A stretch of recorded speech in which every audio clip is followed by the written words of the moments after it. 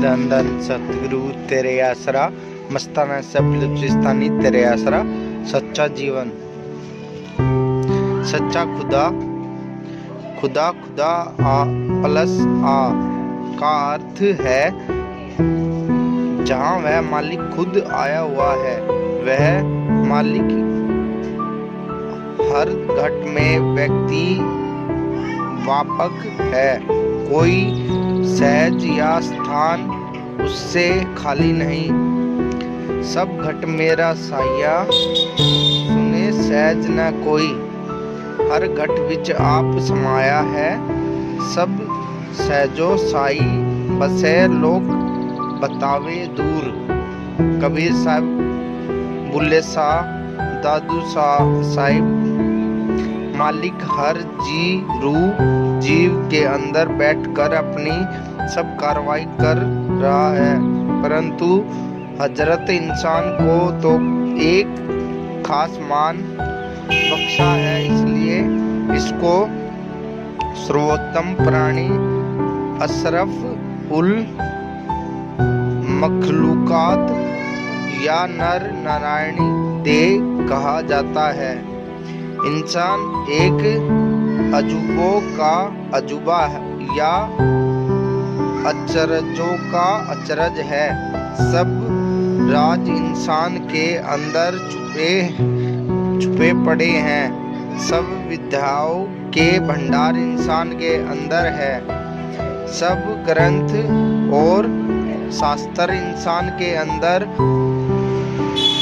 अंदर से निकले हैं। मंदिर, मस्जिद और गुरुद्वारा सब ये इंसान के बनाए हैं, अर्थात सब दुनिया की कार्रवाई इंसान के द्वारा ही चल रही है।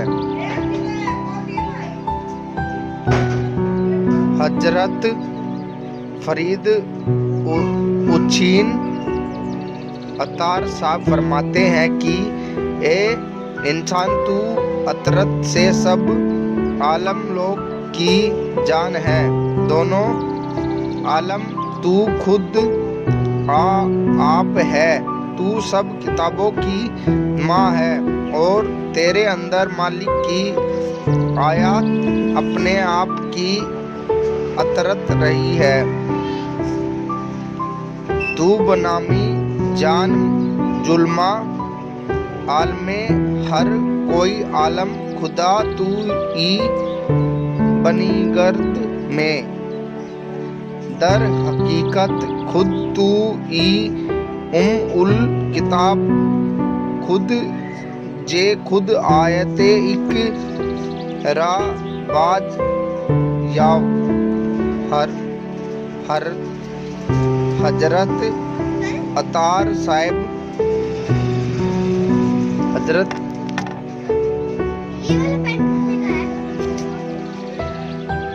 इन्हीं कारणों से मनुष्य को सब योनियों का सरदार माना जाता है। संसार में यदि कोई पूजनीय योग्य हस्ती है तो इंसान ही है। अवर जोनी तेरी पनिहारी, इसु धरती मही तेरा सिकदारी।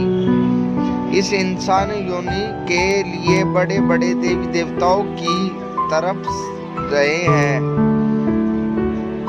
बड़े बड़े देवी देवता भी तरस रहे हैं। इही देही कौ सिमरी देव 1159 कबीर साहिब। मनुष्य रूप को जन्म दुर्बल जग माही है। देवन हु को कठिन प्राप्त नाही है। सफल देवा यही बांति मनोरथ नित करे। मनुष्य जन्म को पाए के भवसागर तरे।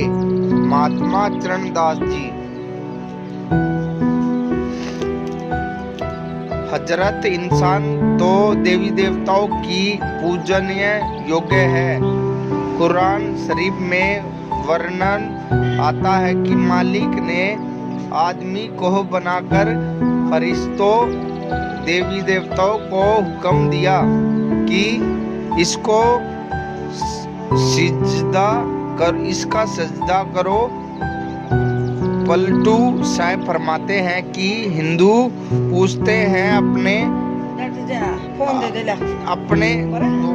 अपने मंदिर को, मुसलमान अपनी मस्जिद को, परंतु मैं तो इस मानव देवता हजरत इंसान को पूछता हूँ, तो मेरा साथ बातचीत कर सकता है और मेरे नजर के सामने खाता पीता दिखाई देता है। हिंदू पूजत देहुरा, मुसलमान मस्जिद।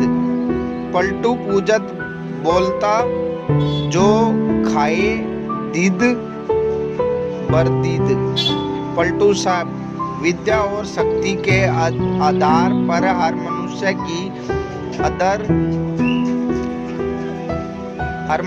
की कदर अलग अलग है। जब मनुष्य किसी विशेष विद्या या शक्ति में योग्यता प्राप्त कर लेता है, उदाहरण के तौर पर मनुष्य के अंदर डॉक्टर, इंजीनियर या कोई अन्य विद्या या शक्ति विषयकर प्रकट होकर काम करने लगती है, तो उसको डॉक्टर या इंजीनियर आदि के नाम से पुकारा जाता है। ऐसा इंसान अन्य इंसानों की अपेक्षा अधिक मान के योग्य बन जाता है। यह सब सांसारिक विद्याएं और शक्तियां एक बड़े इल्म की शाखा है, जिसको हम खुदा, इल्म या ताकत कह सकते हैं।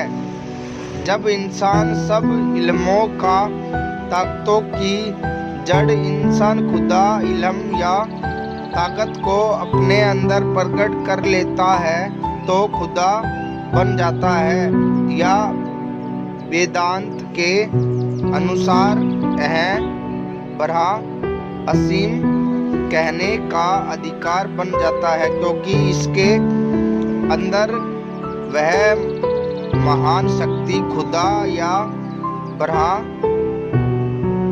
खुद आकर काम करने लग जाता है। यही सच्चा खुदा है जो काम देने वाला है। गेबी राम हमें कोई काम नहीं दे सकता जब तक कि यह किसी के अंदर प्रकट न हो जाए, परंतु हमने अपनी हस्ती को भुला रखा है और दर दर की ठोकरें खा रहे हैं। कबीर साहब फरमाते हैं कि जिस खुदा की तलाश में मैं मारा फिरता था, उसको अपनी शरीर रूप घर में ही प्राप्त कर लिया, और जिस खुदा को मैं एक आलम हस्ती समझता था, वह हस्ती में आप ही निकला। कबीर जा कऊ खोजते पाइयो, सोई दौरू सोई फिर के तू भैया जा कऊ कहता औ। राम कबीर एक वह है, कोई न करे पछाना।